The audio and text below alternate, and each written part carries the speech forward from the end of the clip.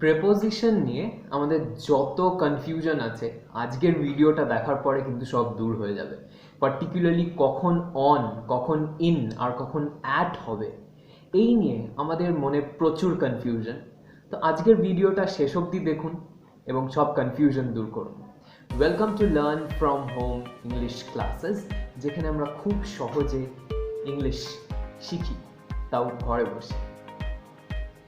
তো আমরা আজকে প্রেপোজিশন শিখব মাত্র কিছু মিনিটের মধ্যে একটা ট্রায়াঙ্গেলের সাহায্যে, একটা ত্রিভুজের সাহায্যে। তো আমাদের কাছে একটা ট্রায়াঙ্গেল আছে, তো এবার আমরা কি করব, ট্রায়াঙ্গেলটাকে উল্টো করে দেব। ট্রায়াঙ্গেলটাকে উল্টো করে দিলাম আমরা। ট্রায়াঙ্গেলের একদম ওপরের পোর্শনটা, মানে যেটা বেস, সেটা ওপরে চলে গেছে। তো সেটা বড় পোর্শনটা ট্রায়াঙ্গেলের, সেই জায়গাটা ইন। তারপরে মেজো পোর্শনটা, মানে ট্রায়াঙ্গেলের মাঝখানের পোর্শনটা অন। আর ট্রায়াঙ্গেলের একদম নিচের পোর্শনটা, মানে যেটাকে আমরা টিপ বা অ্যাপেক্স বলি, সেটা একদম যে ছোট জায়গাটা, সেটা অ্যাট। তার মানে যখন কোনো বড় জায়গা হবে তখন তার ক্ষেত্রে আমরা ইন ব্যবহার করব। বড় জায়গা যেমন দেশের নাম বা রাজ্যের নাম। দেশের নাম কান্ট্রির নাম, রাজ্যের নাম স্টেটের নাম। India, Bangladesh, Pakistan, Sri Lanka, USA, China, Germany. দেশের নামের সাথে আমরা ইন ব্যবহার করব। He was born in India, he lives in Bangladesh, he works in Germany। তো দেশের নাম কিংবা স্টেটের নাম, he lives in West Bengal, he lives in Orissa। বড় জায়গার ক্ষেত্রে আমরা ইন ব্যবহার করব, আর একটু ছোট জায়গার ক্ষেত্রে আমরা অন ব্যবহার করব।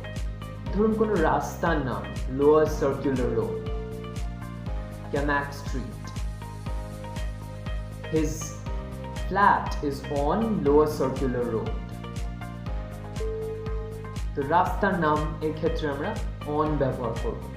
আরো ছোট জায়গার ক্ষেত্রে, ট্রায়াঙ্গেলের একদম টিপটার ক্ষেত্রে, আরো ছোট জায়গার ক্ষেত্রে আমরা অ্যাট ব্যবহার করব, যখন একদম স্পেসিফিক্যালি মেনশন করে দেওয়া হবে কোন জায়গাটা। Park, hospital, school, home.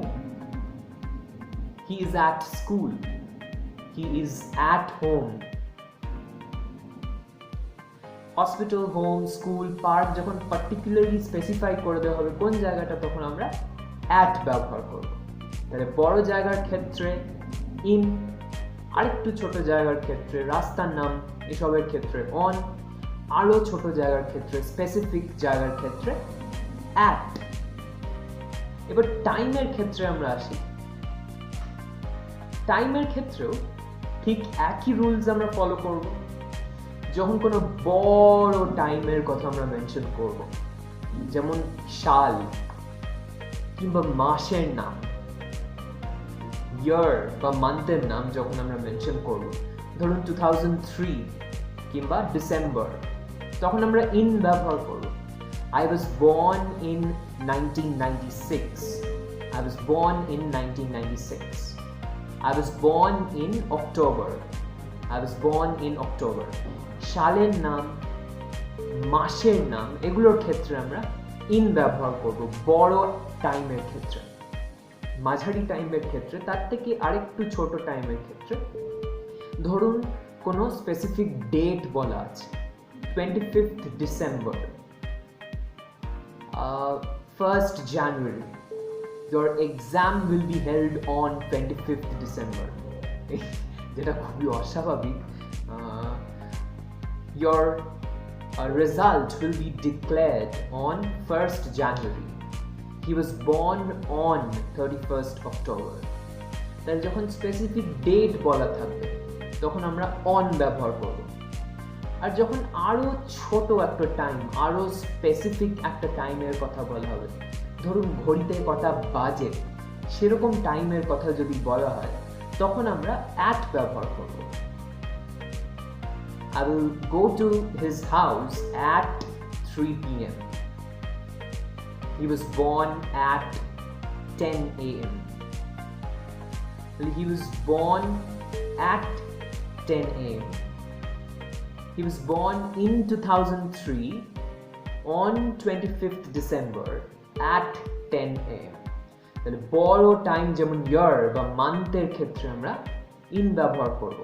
আরেকটু ছোট টাইম কোনো স্পেসিফিক ডেট বা কোনো ডে যেমন Monday, Sunday, Tuesday, Thursday. He was born on Thursday. I went to his house on Thursday.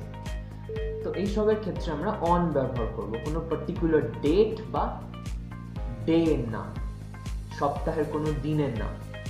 আর আরো ছোট টাইম যখন ঘড়িতে কটা বাজে সেরকম ছোট টাইমের ক্ষেত্রে আমরা কিন্তু অ্যাট ব্যবহার করব।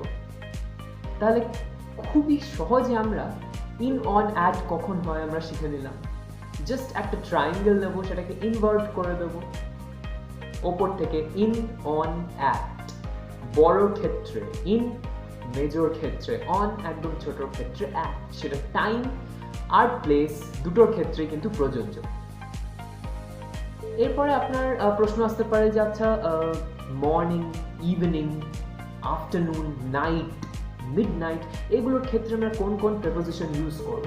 এটা নিয়ে কিন্তু আমরা বিস্তারিত আলোচনা করেছি আগের একটা ভিডিওতে। আমি লিঙ্ক কমেন্টে দিয়ে দিচ্ছি, ডেসক্রিপশনে দিয়ে দিচ্ছি, ওপরেও লিঙ্ক দিয়ে দেওয়া থাকবে, আপনারা সেই ভিডিওটা অবশ্যই গিয়ে চেক করে নিন।